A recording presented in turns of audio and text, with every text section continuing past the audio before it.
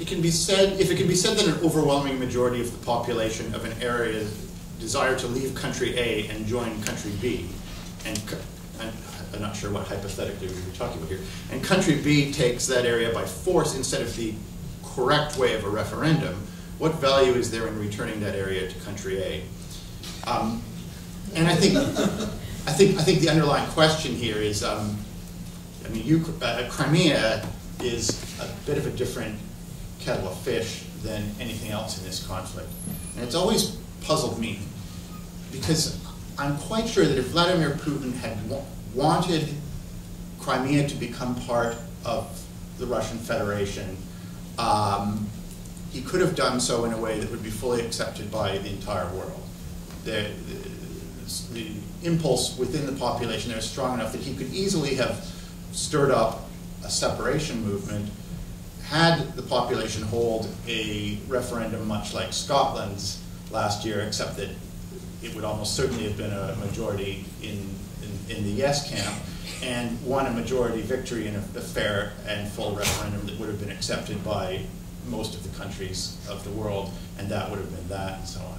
And the fact that this military intervention followed by a cooked-up referendum that wouldn't be accepted by anybody was instead done kind of indicates that the end goal is not to gain territory or bring together the great ethnic Russian solidarity, but is something else, and so on. But aside from questions of Eastern Ukraine and the wider conflict, is there any way that with Crimea we're ever going to put the champagne bottle cork back in the bottle? I mean, we're at a point where everybody recognizes that Crimea is going to be hard for Russia to let go of. On the other hand, Russia's done it in a way that no major country could ever possibly accept legally. There's no way we could ever accept Russia having taken that territory in that way as an antecedent. Is it going to remain ambiguous forever? Go down to Texas. Talk to people down there.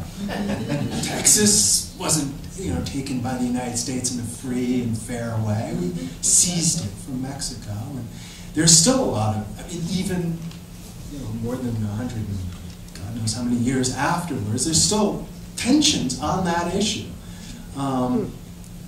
But so people will say that yes, time. France recognized it almost immediately, though. Well, they were our partners, and they had their own Napoleonic thing going on.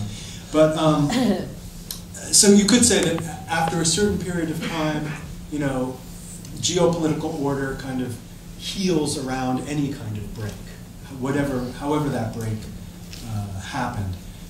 But the tensions are going to remain, even if 20, 25 years down the line. What my hope is, both with Crimea and all the other frozen conflicts, is that we see something somewhat similar to what's going on in Yugoslavia today. I mean, there we had, again, a country that was torn apart by war, but you have half of that former country now part of the European Union, and most of those entities basically reconstructing a Yugosphere. I mean, they don't call it that, but of necessity, they are neighbors, and there are economic, commercial, political interests in dealing with one another. They've managed after a while to more or less deal with questions of genocide, questions of war crimes, etc., and they are dealing with practical issues.